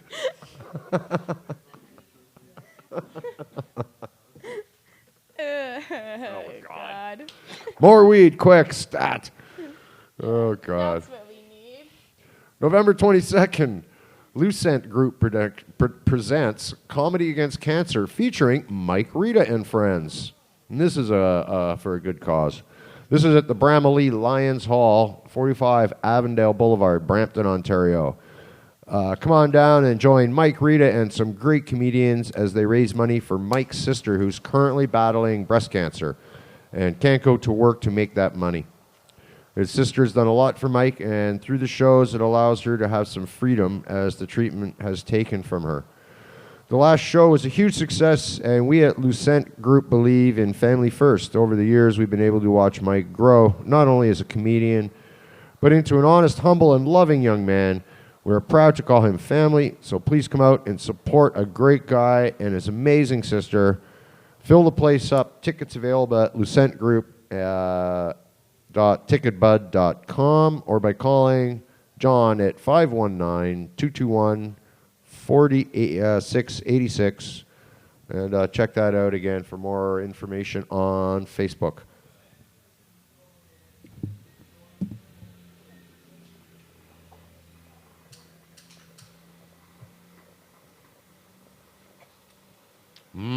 Shatterbeard. Yeah.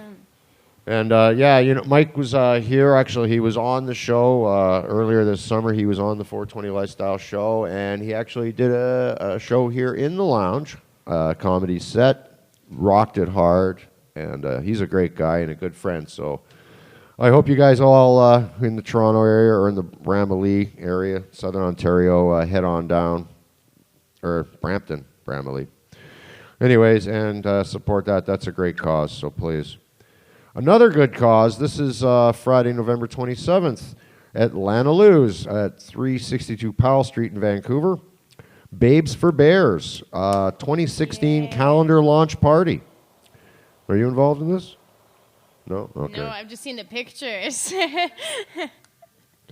Yeah, there's going to be a live music by the Speakerphones, hula hooping by Lola Hoops, burlesque, merch, models, singing calendars, and plenty of photo ops. This is our 14-month calendar includes Ruby Rocks, Lottie Libido, Ruby Slicker, Dixie Delight, Frenchie, Miss Gorsha Cutie Pie, Penny Bell, Miss Dottie, June Storm, Candy Coconuts, Roe Butts, Miss Janine, and Sarah Jane. And featuring photo photos by Pinup Perfection Photography, Alex Laurent Photography, Apart Photography, Heather Glasgow, IC Imagery, Tiffany Ireland, Kat Thuralt, Kaylin Idora, Poisoned Apple, Mary Beth Lafferty, our own Mary Beth Lafferty, yes, and D's Art Photography. Calendars will be released online early November, but this will be a rare opportunity to buy one in person, which means no credit card fees, no shipping, handling, plus you can get it signed. By the models themselves, yes. And as always, 100% of the calendar proceeds go to Animals Asia. So basically they're trying to stop the harvesting of Asian bear gallbladders. It's kind of the whole thing behind this. I guess they're a regular deal. They do a calendar every year for this cause. These pictures are so nice to look at. These girls are so attractive, and they're shot so tastefully and so cute and sweet. Honestly, I just think it's a really adorable idea. I plan on being there. I'm going to be there. I want to get mine, and I want to get it all signed. Oh, and I want mine too. Definitely, because I think that's what makes it cool. Over the whole year, you can flip each month. And, oh, yeah, that one's signed. That one's signed. It'll be neat. Yeah. Nice dab, oh, eh? Yeah, thank you, Shatterbeard. Shatterbeard. Yeah. There we go. So yummy. How many shout-out is that? I don't know, but it's probably worth more dab. Just kidding. No, it's wonderful. Wonderful dab. Also, another thing that people should do and check out is they should go on Cannabis Culture's Instagram, because we have our first giveaway contest going on, and we're going to have a lot more of them going on. Yeah, why don't and you tell us about that? Yeah, it's pretty sweet. Right now we're giving away a shirt from 420 Trading Co., but we have a lot of stuff that we plan on giving away. Probably a lot more clothes.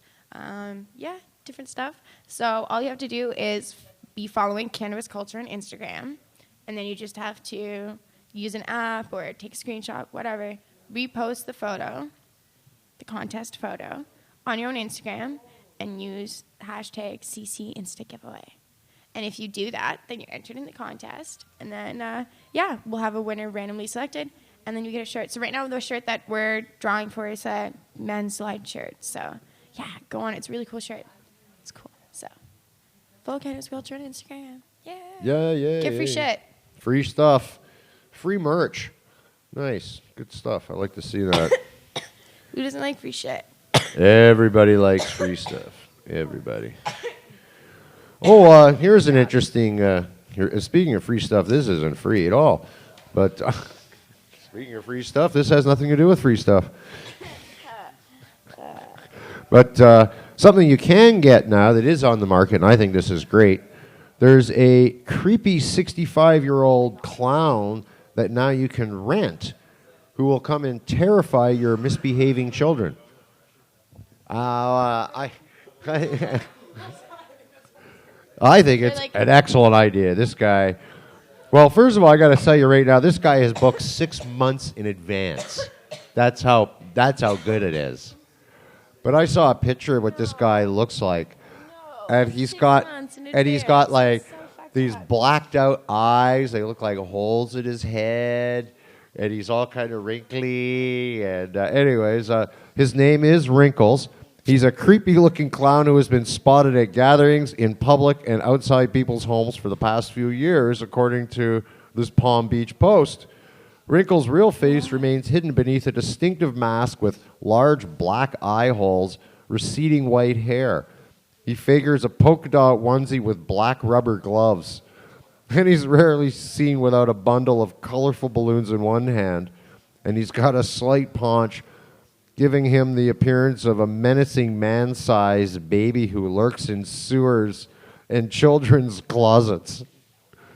For a few $100 cash, he told the Washington Post he'll make an appearance at your party or gathering, prank your friend, or even scare your children. He was recently hired to do by one mother for a way to reform her troublemaking 12-year-old. He was scared of clowns, and I showed up across the street from him at the bus stop, and he just started crying in front of his friends and ran home. Okay, That's not going to make your child that's just going to make them need therapy. Like how to those kids that traumatize your children. misbehave because of bad, like a lot, not always, but sometimes you could change your parenting strategies. I would say maybe don't hire an old scary clown to do it. Like this is funny. maybe, Well, it said somewhat remorseful in his heavy New England accent. Pranking your friends is funny though. His mother called back a few days later and said, "Thank you. Now when he acts bad, all she has to ask him is, do you want Wrinkles to come back?"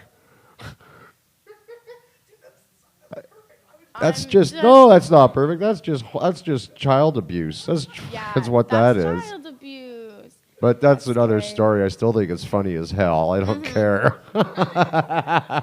Child abuse or not, I think it's funny as hell. I'm glad I'm not scared of clowns. Wrinkles declined to give his real name, but said he's a 65-year-old Rhode Island transplant and military vet who worked various jobs throughout his career before retiring a few years ago. He's divorced, without family ties, and moved to Florida about 5 years ago to escape the cold New England winters and settle into a more relaxed life. Dressing up as a scary clown. Who's like, I'm going to make this my career now.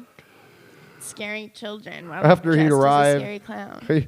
After he arrived in Florida, he noticed other people his age were playing golf and shuffleboard and hanging out at country clubs. But Wrinkles said being a boring retiree just wasn't him. Instead, he ordered a clown mask online, created some business cards and stickers advertising his phone number, and began to indulge in his lifelong appreciation for clowning. Anyhow, yeah. It says, it's fun, he says. You get to be someone else. No. But I think it's just hilarious. I mean, it's Make it stop.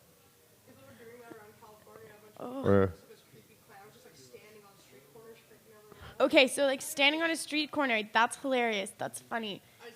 So for me, it's like I was a really like sketched out kid. And because of that, people used to fuck around with me a lot. But that made it 1,000 times worse, you know? So, like, I just feel bad. If kids misbehaving, like, don't scare the shit out of them. Then they're just going to be, like, a misbehaving kid who's, like, scared to fucking sleep with the lights on. Like, why? That's just traumatic. Scare your friends, I would say. I just, for poor kids. Well, I like this part. He says, I want to bring Scary back. But sometimes Scary comes to him, he noted. He said he's received requests from people asking them to help them dump a body and regularly receives explicit requests to engage in lurid behavior. He always declines, noting that he accepts only cash and entertains serious requests for his services. And he's right now booked right through January. He says, I've got women calling me all the time, young ones too, like weird goth with chains and stuff. I've had enough psycho women in my life already. That's why I'm divorced. Yeah, I'm sure he's like totally stable for sure. Definitely. Oh, I'm all for dressing up and stuff. It's the scaring kids that I'm like, when they're not expecting it. I tell you. I don't know. Yeah, well, the parents, true. Yeah, it's the parents' fault too, for sure. But you saw the mask. I should have got a picture of the mask because it was classic. Oh my God. Oh yeah, no, I could see this guy becoming the next year's big Halloween hit. I want to be Wrinkles. Oh, man, this guy was like, it was perfect. Hey, you have a story you threw in here. I do. You want to do it? You can do it here. Do you want to use my computer? Go ahead. You can take it. I don't mind. Okay, sure. Go ahead. Spin it. Scroll fast enough. Okay. So, yeah, I found an article about how there's a petition calling on Obama to fire a DEA chief for calling medical marijuana a joke. No. So, yeah, it might have been Anne who I saw share this article, but, like, that's just the most fucking ridiculous thing I've ever heard. It was posted in the Sun Times, New York. Yeah, so the DEA chief called medical marijuana a joke, but nobody's laughing, it says here. Let's see. It was the acting head of United States Drug Enforcement Agency, Chuck Rosenberg. What did he say here? What really bothers me is the notion that marijuana is also medicinal, because it's not, he told reporters. We can have an intellectually honest debate about whether we should legalize something that is bad and dangerous, but don't call it medicine. That is a joke. There are pieces of marijuana, extracts, or constituents or component parts that have promise medicinally, he said, but if you talk about smoking the leaf of marijuana, which is what people are talking about when they talk about medicinal marijuana, it has never been shown to be safe or effective as a medicine. So, did Harper write that? Someone in the audience said, that's awesome. So... Sounds like Ezra 11th wrote that. Yeah, so and apparently this isn't the first time that he's made, like, false, rude comments about marijuana. But there's a lot of people who are pissed off, and they think that it's medically irresponsible and unacceptable coming from the DEA chief.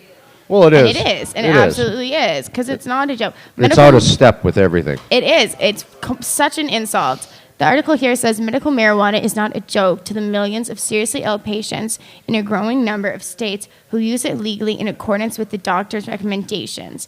It is not a joke to the growing number of prominent medical organizations, American Nurses Association, American College of Physicians, American Academy of Family Physicians, for example, who know that cannabis has real and proven medicinal benefits.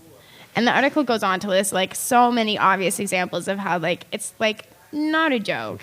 And so because of that, people are taking to make a petition. It's signing a petition online to try to get this guy fired, which I think is really actually a pretty good idea, because, I mean, if you still have that old prohibitionist mentality as your DEA chief, like, what kind of thugs are going to be going in to deal with patients, you know, in the future? Well, there's still all these weird, like, restrictions and regulations that we're figuring out, you know?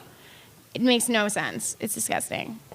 Yeah, at least a public apology and admitting that he's completely wrong and that it is absolutely has medicinal benefits, and he's sorry for saying, like, completely untrue statements to sick people, about sick people. Well, one of the things, like, this was actually a couple of years ago that came up. I saw it on one of the, I don't know, the news, like our web feeds or something that we do, where somebody made a comment, it might have been Russell Barth even, made a comment about how when you mention marijuana to political people and they kind of like, and they smile and they laugh, that we started to reply like, you know, what's so funny?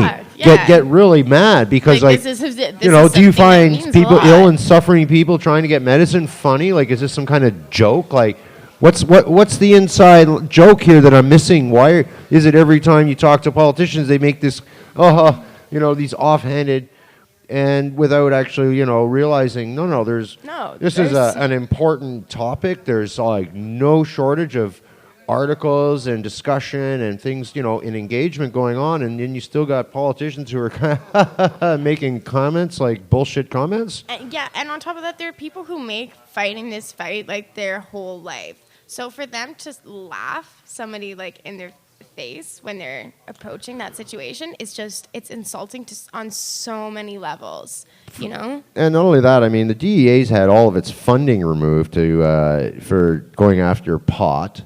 So they're not. That's not even in their mandate anymore. So this guy shouldn't be making comments on this at all. Why isn't he out there making comments about meth use or anything else, or about the companies that are, you know, overproducing, opiates?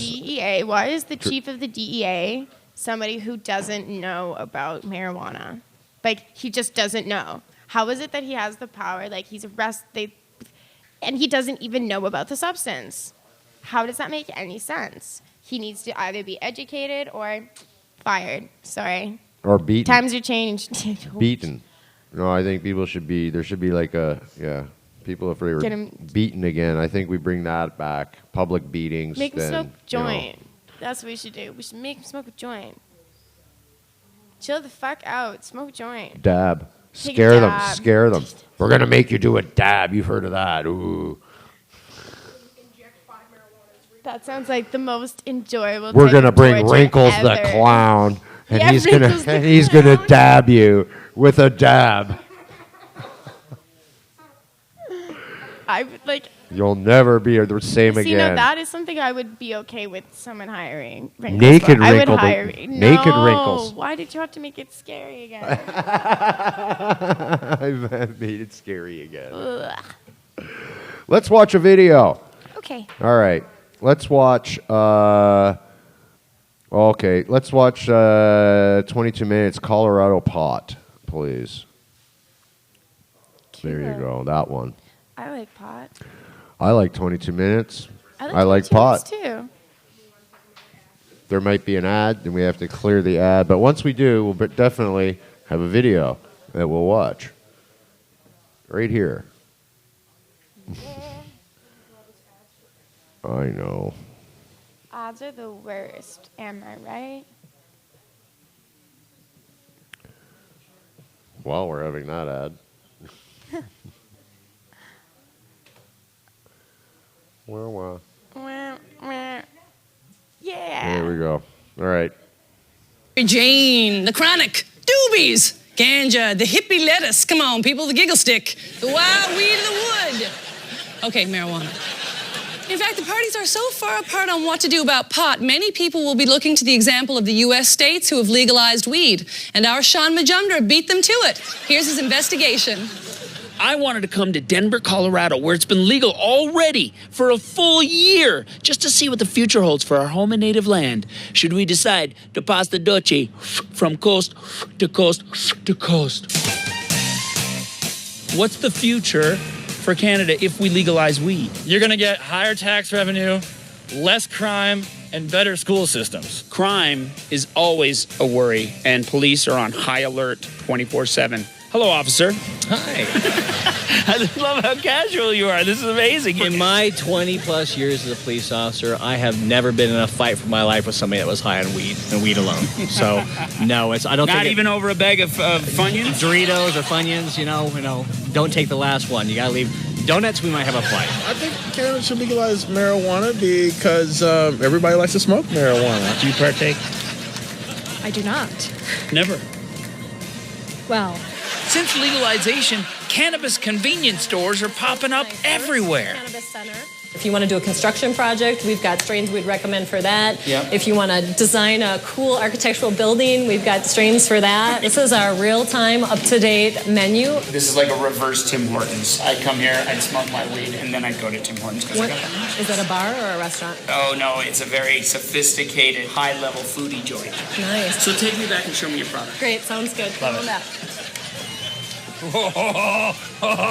What are you? Does your dad know about this?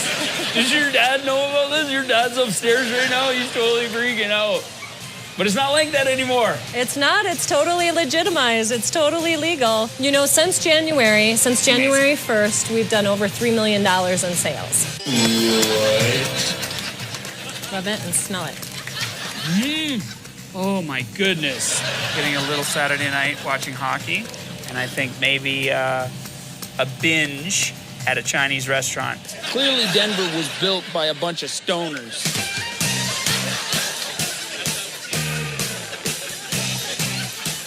From weed-friendly hotels to bud and breakfasts, tourism is booming. So My 420 Tours is the nation's first cannabis tourism company. Do you have like a haunted bong tour?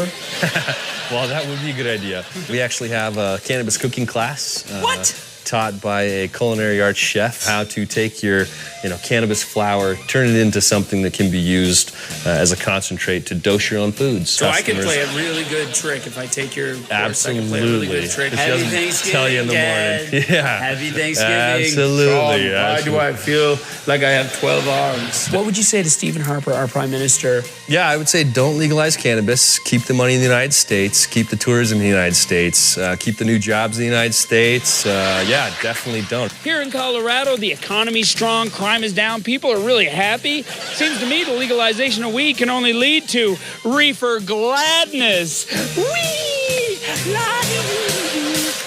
So should Canada decriminalize marijuana or legalize it or leave it the way it is? We'll post Sean's piece on our Facebook page. Let us know what you think.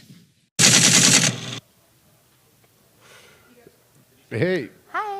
Welcome to Reefer Gladness. Carly just said she wants to steal it. I'm so stealing that. I'm gonna use that as a hashtag. Reefer Gladness. Reefer Gladness. Yay. Yeah, that's what it is, eh? That's almost like right up there. I token public. Reefer Gladness. I think I should. I want a shirt that says that with like just a big yellow happy face. That should with, be a like, new potty shirt. thighs. Yeah. Yeah, picture with Reefer Justin Gladness. Trudeau with Reefer Gladness. There's a goodie.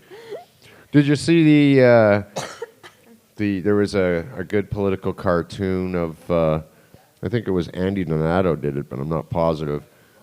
But it was somebody was giving a plant to Rona Ambrose, and it was a weed plant. It's congratulations, it's from the Liberals. It's from the Liberals. Yes, it's so awesome. I thought love it. that was funny. I like it. That's a good one. New hashtag, buddy. Reefer Gladness. Yeah. That's awesome, right? We just ripped that off of this hour is 22 minutes. Stealing it. I was thinking a T-shirt. No, a picture of Trudeau. Reefer Gladness. Should even just a T-shirt with the logo, the Reefer Madness logo, but just change the word. Yeah. Yeah, that could be too. That would be good. There's the next Opus clothing design. That's what I was talking about. Yeah. That's what I was thinking. The next round of shirts, Reefer Gladness shirts. I don't know. We have Fuck Harper shirts. The Fuck Harper shirts are sale. They've been marked down to $15. People are buying them still. They think, oh well, that's good to know. So when they're gone, though. That's it. As a matter of fact, I haven't done it, but I will be because I want to film it. But I have the Harper trash sticker on the back of my car still, and I'm going to be removing that final blemish from my wheels and putting that behind me and behind us permanently because I know we just got to do that, man, and move on. That's it. It's so cool, though, after so many, all these years of sitting here and telling people to vote and everything else. Like it's like, wow, we accomplished our goal. It's like mission accomplished. Yay. I feel like, after that... Where's that? I want to hear the Mission Impossible theme music. Dun, dun, And dun, he's dun, sexy dun, too. dun. And he's sexy too. That's right. Because, you were going to wear a bikini on the show today, but you didn't. No. I don't know. How many of our viewers think Carly should have been on here with a bikini? Is chat blowing up about now?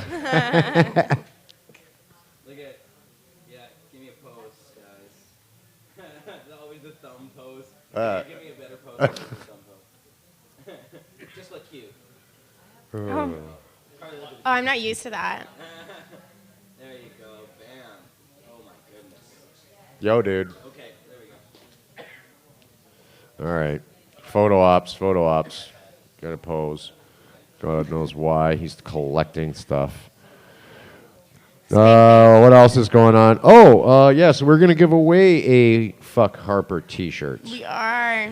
We should do that. How do we do it? What do you want to do? I thought of absolutely nothing. All right. Well, you know what we do? We won't do it today, but we will. Yeah, let's do it. You I want wanna to do it? All right. Yeah. All right. What we need is. Okay. I know. I should ask a grow question. There you go. This is for the chat, or do you want to give it away in the lounge? I don't know. They're inactive? How many people are in the show watching? 28? That's it? Okay. Not that many. That's okay. Imagine if she means it's actually just 28 dabs. 28 dabs. That's it. Oh, no. All right. So the chat's not interested. No, they don't. Well, hi, guys. We love you. There he is. 28. He's there. We love you all. Thanks, guys.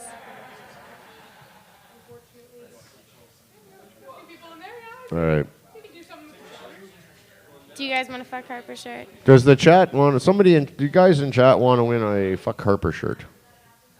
Yes, no. Rufus says the chat is only interested in winning weed, and Jam says just send it to me. Yeah, never mind those guys. That's why I don't bother with the chat. There you go. People want one. BC Vape Stoner says Yeah. Okay. Okay. All right. There All right. we go. All right. All right. There All we right. go. So we have to ask. We're gonna have to ask a question. Oh, I know. For the first person who probably answers this one. Hang on, let me just go down here because I think the answer is right here today. All right, what was Carly's commentary about? Who's been paying attention? Our producer, Stoner Advisory, someone will answer in chat and she'll let me know, and then you'll win a shirt. Well, a little more than that. Trudeau what? What about him? Trudeau, the smoke show. There you go. That's the winner. Sleeping Giant. No, Trudeau's too generic. Well, it was about sexy Trudeau. It was about I would have accepted haughty Trudeau or hot Trudeau. Well, I'm doing giveaways too for 420 Trading Co. because they're really awesome. So why don't whoever But that was who was hang on. whoever But gets who Trudeau, won why that? don't you email too, and you can get a T-shirt too. Jen.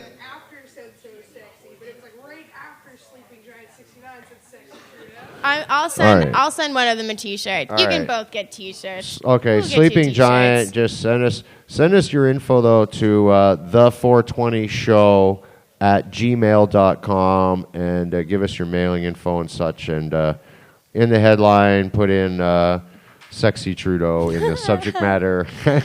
We'll make sure that you guys get gifts. Carly has what is it? The 420. What is it? 420 Trading Co. 420 and Trading you guys Co. should check them out on their website, Instagram, And Twitter, Facebook, all that shit. and the other shirt is, of course, a Fuck Harper shirt from the Opus collection here at Cannabis Culture HQ store, online store. And we'll have to come up with another. Online head shop, cannabisculturehq.com. Yeah, I don't know about the next line of shirts. We'll see. We'll see.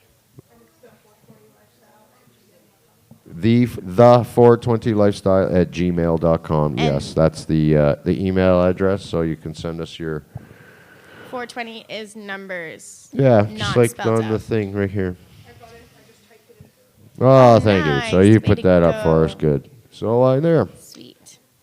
That's Cool. Cool and exciting. it. Yeah. What do we got here? Oh, Congrats. Congrats. Congrats. Congratulations, guys. Oh, yes. Congratulations to the T-shirt winners. One last thing. There's an article, I think we kind of covered it last time, or I don't know if we got to it because the show was all over the place. But Dana Larson, who keeps a regular contributor to the HuffPost with a blog, has recently just had another story up there. 5 ways Trudeau can start legalizing marijuana right away. I'll quickly run through them. One is repeal the ban on bongs. The paraphernalia is banned and for sale in Canada under Section 462.2 of the Criminal Code. This law also bans books about growing cannabis and any literature that promotes cannabis use. So repealing that section of the criminal code would be one thing right off the hop. He could stop possessions for arrests, or stop possession arrests right off the hop. Number 3, allow for personal growing. This again would take the dealing factor right away. Those who wanted to grow a few plants could, would, and so on. Basically repeal the mandatory minimum sentencing that was enacted by the Harper government. And the number one thing to help start legalization is he needs to set a deadline as to when he will actually repeal the law. I like that. Yeah, I think those would all be good ideas.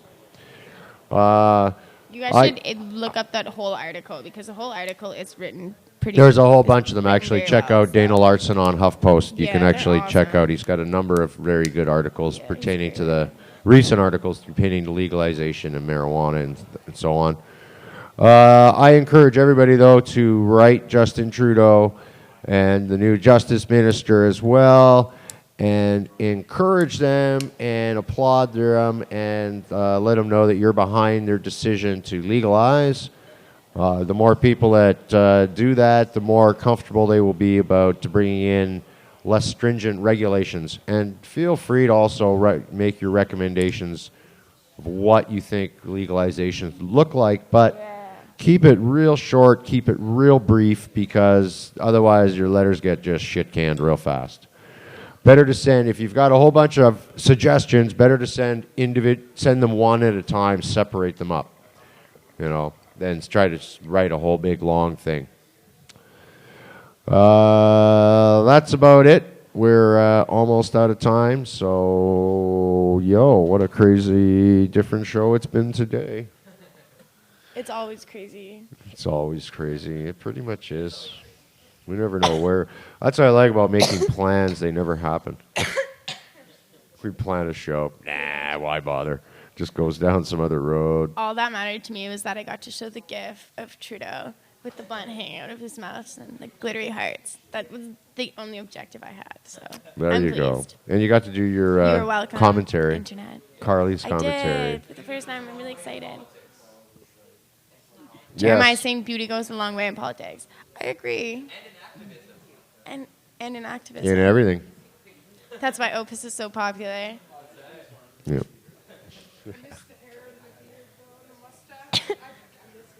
Oh, yeah, well, it's like chameleon Opus. That's it. No. All right. So, hey, thanks, everyone, for tuning in today. Yes. And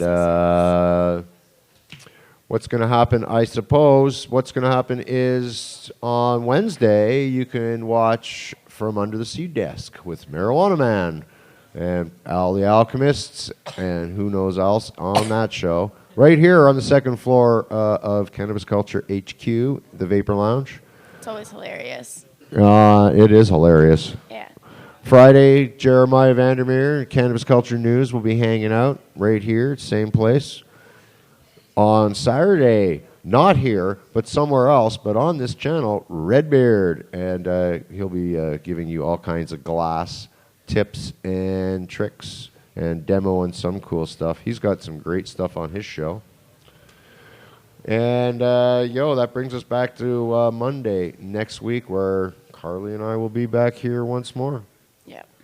Doing something, making plans and not following through. Pretty much, yeah. That's what happens. Life gets in the way. Yeah. No. Anyways. And we smoke a bunch of weed. Well, hey. And we smoke a bunch of weed. Well, yeah, too. Weed, dabs, and other assorted fun. All right, anyhow, till next time, cultivate your freedom. Yeah. We're out. Oh, it's dark. It is dark.